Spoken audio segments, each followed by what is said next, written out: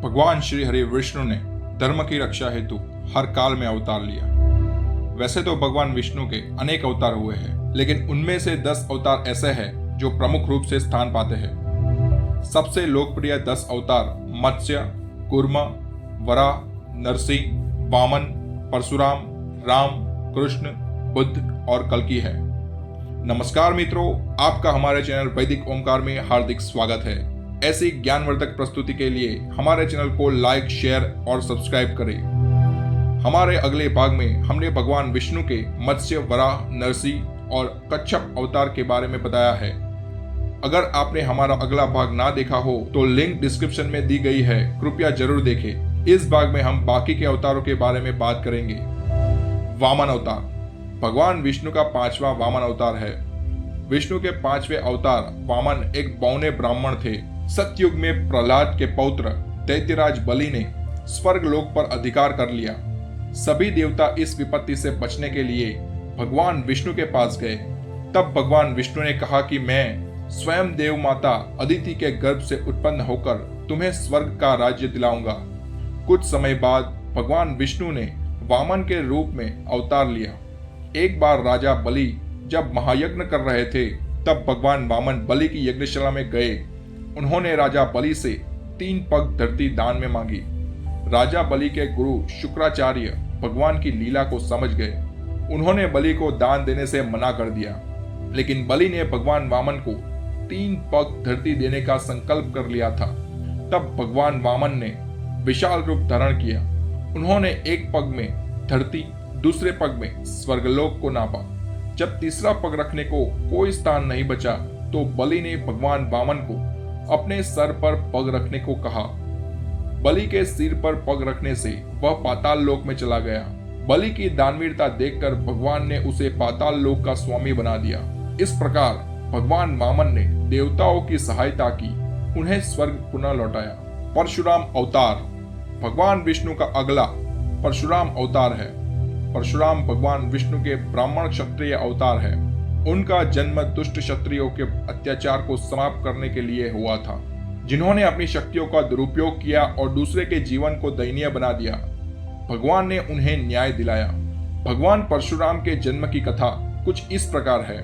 प्राचीन समय में महेशपति नगरी पर शक्तिशाली हैवंशीय क्षत्रिय कार्तवीर्य अर्जुन सहस्त्रार्जुन का शासन था। वह बहुत अभिमानी और अत्याचारी था। एक बार अग्निदेव ने उससे भोजन कराने का आग्रह किया। जब सहस्त्रार्जुन ने घमंड में आकर कहा, आप जहां भी चाहे वहां से भोजन प्राप्त कर ले, समस्त पृथ्वी पर मेरा राज्य है, तब अग्निदेव ने वनों को जलाना शुरू कर दिया। एक वन में उसी समय ऋषि आपव तपस्या कर रहे थे। अग्निदेव ने उनके आश्रम को भी जला दिया। इससे क्रोधित होकर ऋषि ने सहस्त्रार्जुन को श्राप दिया, भगवान विष्णु परशुराम के रूप में जन्म लेंगे, न सिर्फ सहस्त्रार्जुन बल्कि समस्त अभिमानी क्षत्रियों का सर्वनाश करेंगे। इस प्रकार भगवान विष्णु ने भार्गव कुल में जमदग्नि के 5वें पुत्र के रूप में जन्म लिया। श्री राम अवतार भगवान राम हिंदू धर्म के सबसे महत्वपूर्ण और शक्तिशाली देवताओं में से एक है और महाकाव्य रामायण के मुख्य पात्र है। भगवान विष्णु का 7वां अवतार त्रेता युग में भगवान श्री राम का अवतार है। त्रेता युग में राक्षसराज रावण का बड़ा आतंक था। सभी देवता उससे डरते थे। उसके वध के लिए भगवान विष्णु ने राजा दशरथ के यहाँ माता कौशल्या के गर्भ से पुत्र के रूप में जन्म लिया। इस अवतार में भगवान विष्णु ने अनेक राक्षसों का वध किया। मर्यादा का पालन करते हुए वह मर्यादा पुरुषोत्तम श्री राम कहलाए। भगवान श्री राम पिता के कहने पर वनवास गए। वनवास भोगते समय रावण उनकी पत्नी सीता को हरण करके ले गया। सीता की खोज में भगवान लंका तक पहुंचे। वहां भगवान श्री राम और रावण का घोर युद्ध हुआ, जिसमें रावण मारा गया। इस प्रकार भगवान विष्णु ने राम के रूप में अवतार लेकर देवताओं को भयमुक्त किया। श्री कृष्ण अवतार भगवान कृष्ण अभी तक के भगवान विष्णु का एक और प्रमुख रूप है। द्वापर युग में भगवान विष्णु ने श्री कृष्ण के रूप में अवतार लिया। उन्होंने अधर्मियों का नाश किया। भगवान श्री कृष्ण का जन्म मथुरा के कारागार में हुआ। उनके पिता का नाम वासुदेव था, उनकी माता का नाम देवकी था। भगवान श्री कृष्ण ने इस अवतार में अनेक चमत्कार किए। उन्होंने दुष्टों का सर्वनाश किया, कंस का वध किया। महाभारत के युद्ध में भगवान कृष्ण अर्जुन के सारथी बने। उन्होंने दुनिया को गीता का ज्ञान प्रदान किया। भगवान कृष्ण ने धर्मराज युधिष्ठिर को राजा बनाकर धर्म की स्थापना की। भगवान विष्णु का यह अवतार सभी अवतारों में से श्रेष्ठ माना जाता है। वह अपने अत्याचारी मामा कंस के शासनकाल और सलाहकार, या पांडव और महाभारत में अर्जुन के सारथी और मार्गदर्शक के रूप में अपनी भूमिका को समाप्त करने के लिए जाने जाते हैं। बुद्ध अवतार। भगवान विष्णु का बुद्ध अवतार कलयुग में हुआ। सिद्धार्थ गौतम, जिन्हें बाद में गौतम बुद्ध के नाम से जाना गया, उन्होंने ज्ञान की तलाश में अपने परिवार और सभी भौतिक संपत्ति को छोड़ दिया। उन्होंने बौद्ध धर्म की स्थापना की और लोगों को आर्य अष्टांगिक पंथों के माध्यम से सभी प्रकार के कष्टों को समाप्त करने के तरीके सिखाए। बौद्ध धर्म के प्रवर्तक गौतम बुद्ध भी भगवान विष्णु के ही अवतार माने जाते हैं। एक समय दैत्यों की शक्ति बहुत अधिक बढ़ गई थी। देवता भी उनके भय से भागने लगे थे। राज्य की कामना से दैत्यों ने देवराज इंद्र से पूछा, हमारा साम्राज्य स्थिर रहे, इसका कोई उपाय है? तब इंद्र ने शुद्र भाव से बताया कि सुशासन के लिए यज्ञ और वेद विहित आचरण जरूरी है। तब दैत्य वैदिक आचरण और महायज्ञ करने लगे, जिससे उनकी शक्ति बढ़ने लगी। तब सभी देवताओं भगवान विष्णु के पास गए।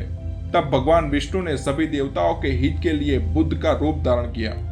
उनके हाथ में एक मर्जनी थी, जिससे वह मार्ग को देखते हुए चलते थे। इस प्रकार भगवान बुद्ध दैत्यों के पास पहुंचे। उन्होंने उपदेश दिया कि यज्ञ करना पाप है। यज्ञ से जीव हिंसा होती है। यज्ञ की अग्नि से कितने ही प्राणी भस्म होते हैं। भगवान बुद्ध के उपदेश से दैत्य बहुत प्रभावित हुए। उन्होंने यज्ञ और वैदिक आचरण करना छोड़ दिया, जिसके कारण उनकी शक्ति कम हुई। तब देवताओं की शक्ति पुनः बढ़ने लगी। कल्कि अवतार। कल्कि विष्णु का एकमात्र अवतार है जिसका जन्म होना बाकी है।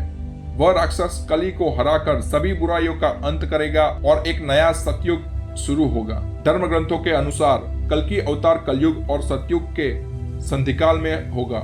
यह अवतार 64 कलाओं से युक्त होगा।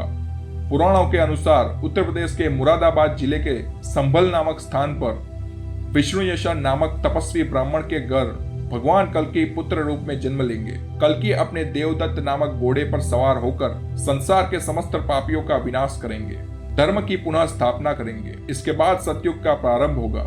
भगवान विष्णु को सभी देवताओं में सबसे अधिक पूजनीय कहा जाता है, सबसे अधिक दयालु और कृपा करने वाला कहा जाता है। उनका सरल स्वभाव है, जिसके कारण वह समय समय पर अवतार लेकर दुष्टों का नाश करते हैं, धार्मिक मनुष्यों की रक्षा करते हैं, धर्म की स्थापना करते हैं। भगवान के इन प्रमुख दशावतारों का भी यह उद्देश्य है।